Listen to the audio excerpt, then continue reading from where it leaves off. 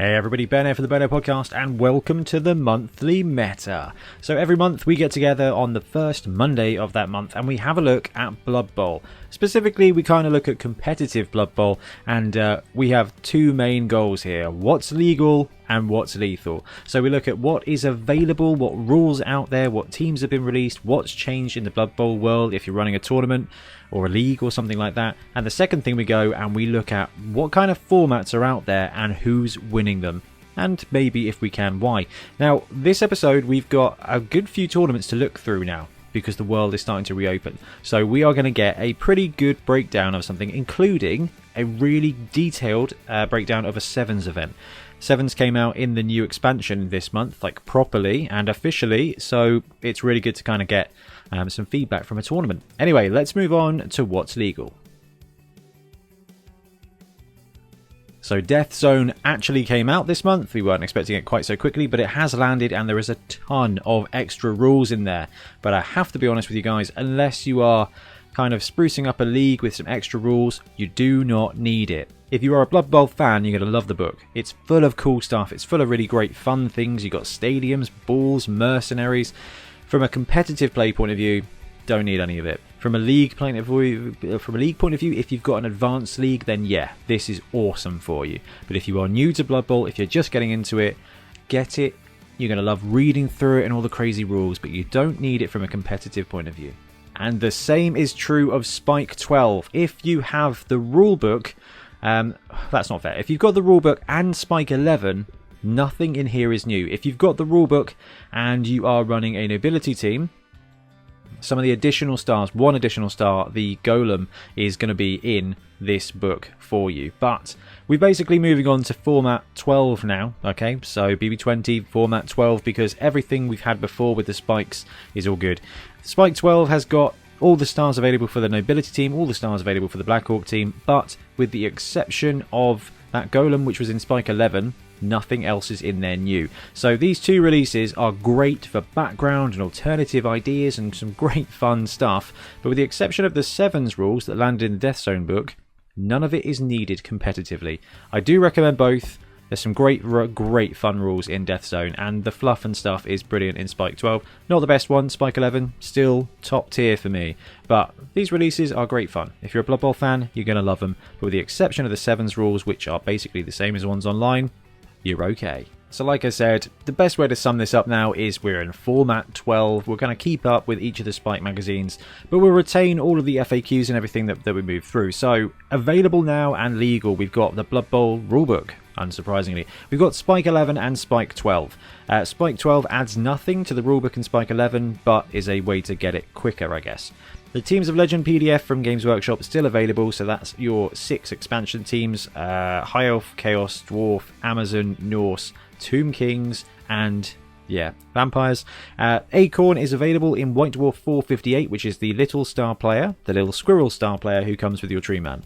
Not heard a lot of tournament success from him yet, but for 80k it could be pretty useful as an inducement in your league.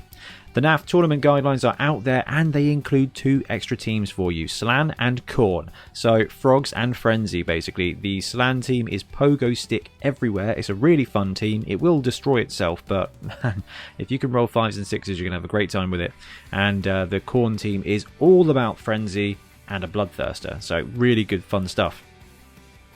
Games Workshop's FAQ is still out there. We're hoping for more of an update soon with a few questions that we've got. However, it's all starting to take place. So those are the things you're going to come across if you're playing competitively. Like normal Blood Bowl, this is your stuff that's illegal. And we're starting to get a little optional section at the moment as well. So the special play cards and the pitches, some of the pitches have rules attached to them. So the Spike 11, I think, has got the rules for Necromantic. I think some of the pitches might have that now. I've completely forgotten. Anyway, but the whole point is that Death Zone and the special play cards, pitches, balls, stadiums, there's a ton of optional rules. I wouldn't expect to see these at most tournaments. I'd expect to see maybe one gimmick at most tournaments, whether it's the structure of the teams, the structure of the skills, or like a weather chart or something. Death Zone's got some great additional weather charts in there. Special play cards, I wouldn't expect to see them at tournaments either. Some of them might have them in, and they are pretty good fun, but they're there to just add extra stuff to your Blood Bowl. So if you are an experienced league or a casual league where you're playing with your family and friends and you want to add as much chaos as possible, this slide is for you. If you're going to a NAF tournament, if you're going to your first tournament, I wouldn't worry about this, and I wouldn't expect to see much of this at that event. I'd expect to see the stuff on the other side, which is your rulebook, the Teams of Legend, the NAF teams, the FAQ, and Spike 11. So as we move on to what's lethal, just want to say, please everybody stay safe. Great news is that in a lot of places around the world, things are starting to turn a little bit more normal. So where we are from the 17th, you'll be able to have up to 6 people do something indoors. At the moment you can play outdoors with up to 6 people, so we're starting to see tournaments take place. We've got our first one booked in for the start of July, and we're off to attend one on the Isle of Wight at the end of July. So tournaments are starting to happen, and we just need to be careful. We need to not rush this, and we need to just make sure that everybody stays as safe as possible. It's only a game, and the only injuries I want to see are on the pitch. So let's have a look and see who won some of the tournaments we looked at last month. And I think I chucked a couple of extra in there because we've got lots of tournaments happening now, which is pretty sweet. So this is Between Heroes 1. Can't remember actually what it was called. 2nd of May in France did take place. I believe up to 18 coaches were able to attend. 1 day, 3 games. Team values, that's it. They had the 4 teams rule. So it was 1.1 million, 1.1 for Tier 1 and for Tier 2. Tier 3 got an extra 50k and Tier 4 got 1200 TV. There was an additional tier. 1.5 tier happens. We've seen this quite a lot at the moment, where Necro and Nobility sneak up to that halfway mark between Tier 1 and Tier 2. Now, up until this point, haven't really seen very many Nobility or Necro teams perform brilliantly enough to see them take that point. However, what we're starting to see now is that Necro are in the pack. Okay, we're seeing Necro do really well. We're seeing them score some runner-ups, some top touchdowns, stuff like that. Nobility, I think, won a tournament this month, but I still haven't seen any dominating impacts from the Nobility team. The skill sets were 30 SPP, but it was SPP by. Okay, so you get X SPP, and you can spread that among your players as you like. 30 for Tier 1, 36 for Tier 1.5 and Tier 2, and 48 for the mighty Tier 3. Let's have a look and see who won. Talking of Necro, okay, so Amazons came first. That was Sebco running them, and second place went to Necromantic, being rubbed by Obsidian. Underworld, who we are seeing, I think personally, more of a 1.5 tier competitor than anything else, won the Stunty Cup. But this is pretty impressive here from OWA. So we have said that OWA may be sneaky really good in 2020.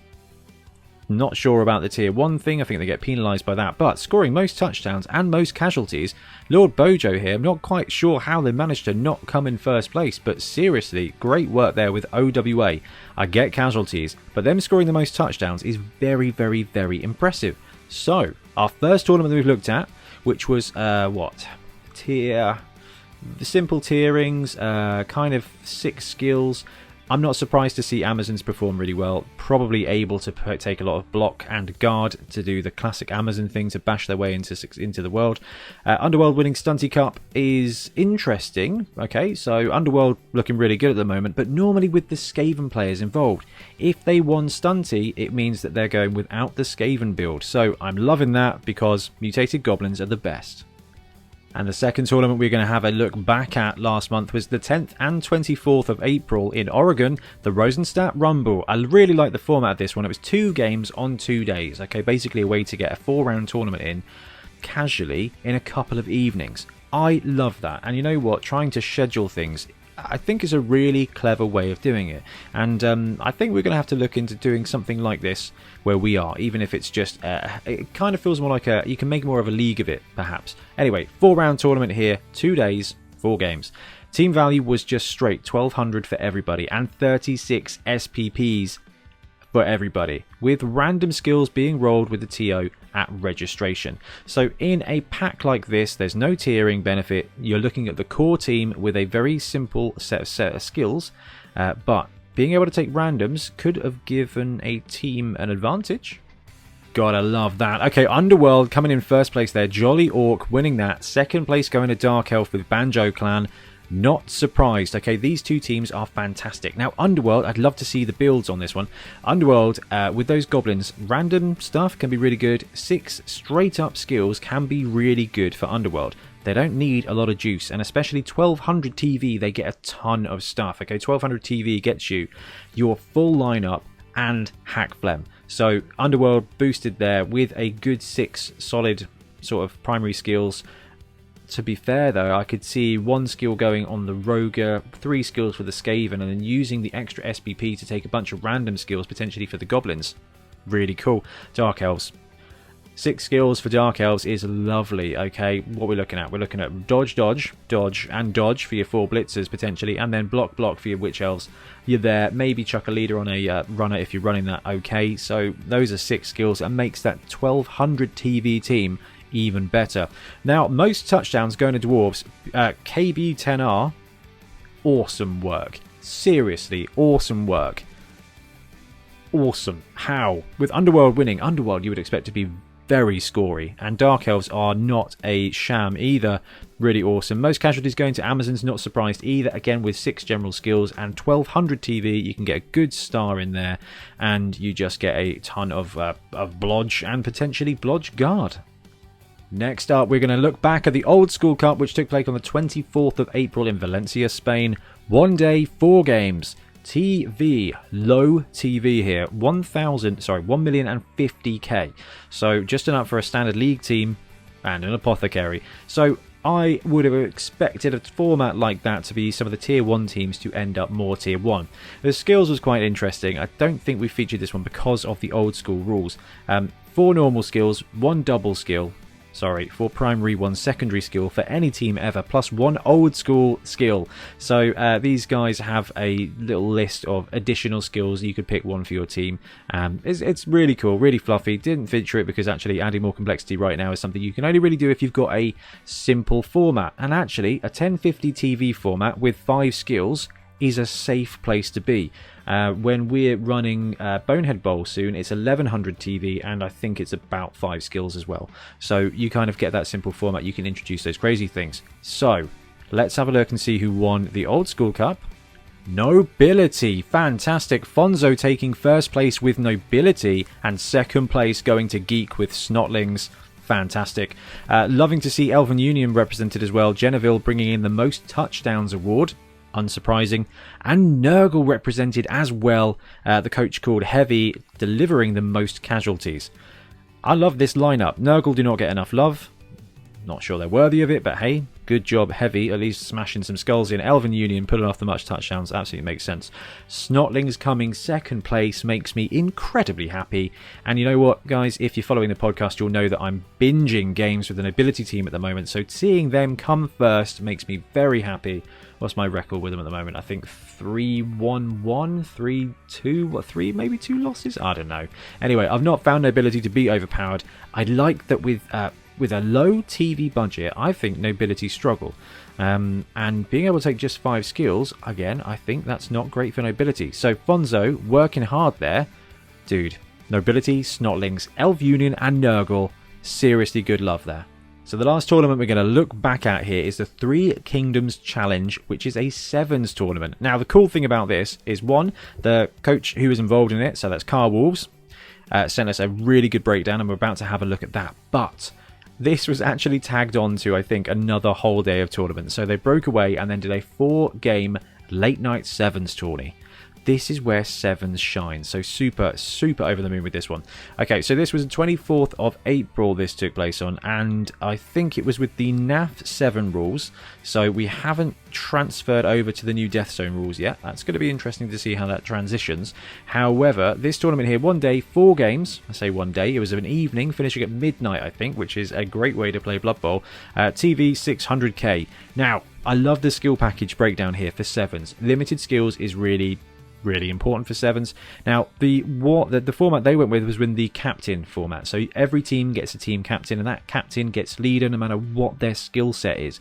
What that does is that allows you to include leader without penalising some of the teams. So undead kind of struggle in this tack as well. So we ran this for Super Bowl 7s, I think, with the leader element. Really liked it. So the skill packages are captain plus 1 primary for tier 1, captain plus 1 primary and 1 secondary for tier 2, and captain plus 1 primary and 2 secondaries for tier 3. So if you run an ogres, you get leader and 3 other skills. 2 of them are doubles, so I would expect the stunties to perform pretty well in this one. No duplicate skills as well, so that's a good way to balance it out. Now, Car Wolves has sent us basically the rankings for the tournament, so let's bounce over and have a look. Okay, so we've got the rankings on the screen here. We've got Baptiste with High Elves coming in first. Eric with Underworld Denizens. Rob coming in third with High Elves again. Fourth was Underworld again, Chris Nelson. 5, Jerry Butler with Wood Elves. Ken Parks at 6 with Dwarf. Patrick Wynn and John Alberto coming in 7 and 8 with Underworlds again. So that's 4 Underworld teams so far. Carlos Antonio with Norse and Connor with Demons of Khorne bring up the top 10. Then we see Zach with Snotlings, Anthony with Ogres, Jared with Human, Clay with Lizards. Okay, so we're seeing a really great mix of teams here. Josh with Dwarves, Brandon with Snotlings, William Mayo with Imperial Nobility at 17. Come on, Nobility. Josh Biscotti with Tomb Kings. I like Tomb Kings in 7s. It's a challenge, though. Carlos with Norse at 19. Ben with Halflings at 20. Halflings normally do really well in 7s, so I wonder if... right. I'm not sure that was... Yeah, no, that just was bad luck. And a 21st place with Amazons. 22nd to Dark Elf here. Somehow having some terrible luck. And a few teams that didn't quite finish, I think, which is Amazon, Skaven, Dwarf, and Necro team. So Necro managed to lose twice in 7s. Necro, really quite explosive in 7s. I wonder how much the white has impacted them. Now, the great thing here is that Fabian has sent us a bit of a breakdown. So, hey, Ben, here's my breakdown of the feedback for the Three Kingdoms Challenge, the Saturday Night 7s. Kickoff table. Blitz and high kick are too strong in 7s. Blitz should be completely changed, and high kick shouldn't allow to cross the line of scrimmage. There are a couple of one-turn touchdowns because of that. When we looked at the Death Zone 7s rules, we worried about high kick. Where Blitz has been changed to D3+1, we thought maybe it wouldn't be quite so bad. Team building.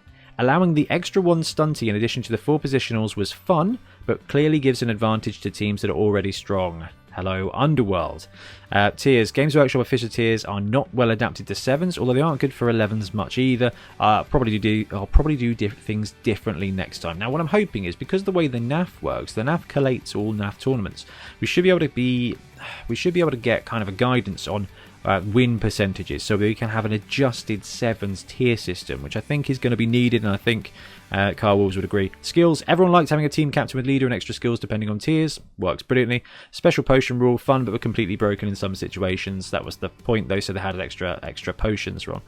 So note, the winner of the Stunty Cup was a Snotling team without any big guy. No troll, no pump wagons, only strength, 1 little dudes, and a ton of inducements. So, sounds like a fantastic tournament. Love to see so much 7s there.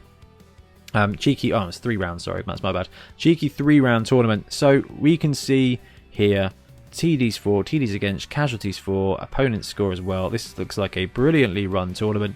And what we're seeing on casualties, Dwarves. So, Dwarves doing interestingly well, coming in 6th and 6th and 15. But let's have a look at this. So we've got 1, 2, 3, 4 Underworld teams, 2 High Elf teams, 2 Dwarf teams. A brilliant mix of teams here. That's the great thing about Blood Bowl, is on any given game day, anything can happen. But High Elves going 3-0 there. Underworld, High Elf, Underworld going 2 and 1 with Wood Elves as well. So the top 4, really close, just a game in it. Fantastic. And you know what? Tier 1 coming in 5th place with Tier 2 representing all top 4 spots. That is awesome, and well done, High Elves, who are and have to be our top team of the week. So the top legend of the week is going to be High Elves. So we had them power ranked at 14. We are going to be doing another power ranking soon, but as more tournaments are happening, we've looked at 4 here with actual results. We're going to be able to kind of compile a better list for our power rankings. And you know what? High Elves delivering there 2 top 3 finishes in 7s. got to be the legendary team of the week. I think you'll agree though, Underworld have spread it out and done really well this month as well. So 2 brilliant teams, potentially underloved there from the High Elves and definitely underrated with the Underworld team. Fantastic stuff. So let's have a look forward to see some of the tournaments that are coming up in the next month. What we're going to start doing is when tournaments open up, we're going to have a Tournament Tuesday segment instead, where we look at a specific tournament and a couple of example rosters. So if you've got tournaments coming up that you want to see some roster ideas for, put in the comments below where you're going and why, what team you fancy, and we can start looking at some rosters that we think will perform well at that event. So first tournament we're going to look at today is the Rocky Mountain Rampage, which is on the 22nd of May in Utah, US of A. 1 day, 4 games. TV 1100. Stars, though, can be included in your starting 11. So you see this every now and again. It's not particularly uncommon. So what that does is you get lower TV stuff, which is better for new coaches, but it means you don't have to buy that 11th player. Normally what you find is that makes tier 1 teams more exciting. You want things to be more exciting, so I like that. It's TV purchase for stats and skills as well, which again allows coaches to kind of monitor that. No agility or strengths up, but the other ones are eligible, so you can have that sweet passing 2+ nobility thrower. 1100 TV with star players. This actually doesn't impact a lot of the lower teams, but what it does mean is, like I said, some of your better teams, Skaven now can probably take Hackflame instead of your 4th Gutter Runner, things like that. So you get some slightly more juiced up builds. Dark Elves potentially, although to be honest with you, starting Dark Elves at 1100 is pretty good anyway. Glorial Summerbloom sneaking into an elf team may happen now as well. Cool, I like that. I'm looking forward to seeing what teams are going to be run there. And we've got to bounce back to George, our friend George, Sydney Bowl 23, Sydney Bowl 3, that's my bad. It's another Sevens event, so the 3rd one in the series, 15th of May in Sydney, Australia. 1 day, 5 games. So TV breakdown for this is Tier 1 600, Tier 2 600 and Tier 3 650. George is running the +1 stunty on top of your 0 to 4 positionals rule. We're seeing that quite a lot at the moment as well. What it does is it adds OWA, humans get halflings, stuff like that. It allows you to boost up, and it allows you to give those underworlds 1 snotling for free, basically. Also, and I love this so much, George is including the Beastman team in all of the Sydney Bowl teams. That is a team from Fumble, allows you to do some creative modelling, and just 2 Minotaurs in 7s. Yeah. Happy Ben there. Skills breakdown here is 2, 3 and 2 + 1 double at tier 3. So really tight skill package. TV being allowed a little bit extra cash there for the stunty team. It allows you basically to sneak an extra reroll in, which will benefit your stunties. So I love the format here. I love what George is doing with 7s. And the reason I've highlighted this is because this will be one of the first tournaments, especially from a 7s point of view, that will be using the new Death Zone rules, and I trust George implicitly. So all rules from Blood Bowl 2020 Season 2, Death Zone BB7s in place. So George will be able to give us a very good breakdown of the new rules changes, very much like Car Wars did. So we're kind of tracking competitive 7s because I think it's the future of Blood Bowl. I love it a bit. And now we've got the cool new pitch as well from Games Workshop. It's far more accessible. It's a mainstream product now, and we're going to see a lot of players get into Blood Bowl via 7s, and the timeline makes it really good for competitive events. So, absolutely loving to see the 7s tournaments. Really excited to see the Sydney Bowl 3 results. It's going to be a good month here, guys. So, like I said before, let me know what tournaments you've got coming up that you want us to take a look at. I'm going to put together some rosters for Sydney Bowl and for the other tournament because I absolutely love tournaments. Rocky Mountain Rampage 1100 with a starting star is actually pretty juicy. There may be some stuff there to... Griff in Nobility. You can actually run the Bogenhafen Barons. That's pretty sweet. Alright, that's going to have to be one of them. Let me know your thoughts. Let me know your rosters. Let me know your tournaments. And guys, stay safe. Thanks for watching, and we'll be back soon with more Blood Bowl content. Happy blocking. Thanks very much for watching. We really appreciate your support. If you want to support the show even further, please like and subscribe. It really helps us out. Or come and join us in our Patreon, link below, where you get early access to our content and monthly competitions. See you later.